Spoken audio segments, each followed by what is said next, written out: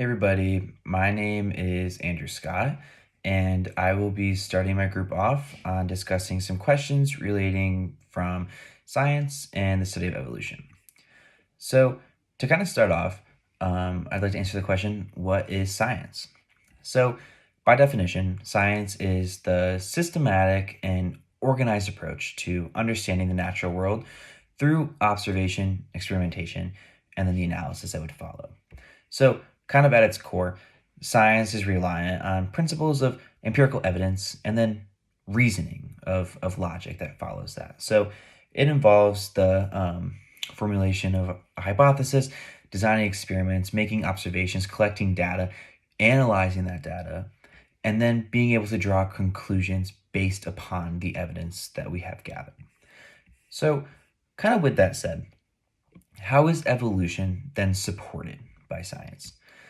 So, through this, I'm just going to kind of outline some various topics that would show or be some sources of evidence. So, the theory of evolution is one of the foundational topics that we talk about when we're talking about the field of biology. And a major source of evidence that comes from that would just be plain and simple the fossil record. Fossils record and are a very rich source of evidence because they follow the gradual change of species from something that we may have seen 10,000 years ago to something that we see present. And scientists are able to identify bone structure through fossils and identify different structures that we can see gradually changing, which would go hand in hand with evolution and gradual changes through natural selection. Additionally, just through genetic and molecular evidence, it's really clear to see that through the discovery of DNA, there's been major advances through figuring out evolution because we're able to compare DNA sequences to see what's different and what's alike. And that's really been helpful because we're able to see that a lot of species are very closely related to even human DNA. And we're able to hypothesize that maybe there was a genetic link between the two. Additionally, there are structures within our body called vestigial structures. And in a human, for example, that would be consistent of the appendix. And another example would just be the pelvis bone in a whale. Both of those are structures that have no meaning, no use within our current bodies and our current world, but are evidence that they may have been a leftover from a previous structure. So, does evolutionary science necessarily need to threaten religious belief or practice?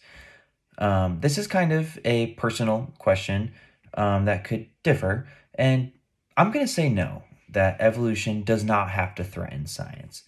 I think that many people can be religious while still holding the consensus that evolution is scientifically proven and is independent of religion. I think that people can be religious and still believe that the science of evolution is valid. Additionally, I think that sometimes people may hold very literal interpretations of religious texts and perceive the conflict between evolution and religious beliefs as something more than it really is. I think that a lot of people who may still believe in the scientific consensus can say that the religious texts are more suggestions and teachings rather than literal circumstances. So I think that's really important to look at when talking about the overlap between science and evolution. Hi guys, my name is Lena Yakubovich, and I will be discussing question 4 and question 5 for my group. Question 4 is, how does evolution work? So, Darwin had proposed this mechanism of evolution called natural selection, and natural selection is basically when a species that is more adapted to its environment becomes more likely to survive in comparison to a species that isn't as well adapted to its environment. And when the species that is well adapted lives on through generation and generation, there becomes DNA mutations, which causes physical changes and makes the species more superior to others.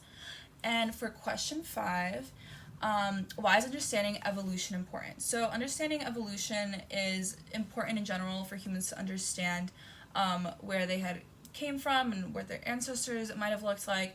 And it's also really important in biology and in the study of medication because it allows for researchers and doctors to understand evolutionary patterns that could help with bacteria and see like the best way to go about treating them. It's also really important for agriculture and biotechnology in general. My name is Kelly, and I'll be going over number 6 and number 7. So for number 6, evolution is an important thing to teach in science classes because it's the foundation for many concepts that we see in biology, as well as it is something that is founded and heavily researched in science, and it includes different fields like biology, paleontology, genetics, etc. And then for number 7, creationism should be kept out of science classrooms because it's not as evidence-based, and a more appropriate setting might be a history class or a religious class or even a philosophy. Hi, my name is Xiaoyang Wang, and I will be answering question 8 and 9 for this video assignment. For question 8, I think the reason why political leaders should and must understand science and based on their opinion, and those opinions oftentimes will eventually lead to policy on evidence, is that the progression and development of a society is based on science, and science is essentially evidence-based. So in order to create something or a policy that suits the need of a modern society, which is rapidly growing in size and its knowledge, the leader needs to use evidence in their policymaking progress to actually determine what's the best for the people, and also for the leader themselves to gain trust from public. I think they should stand with science. I think the majority of public still believe in science.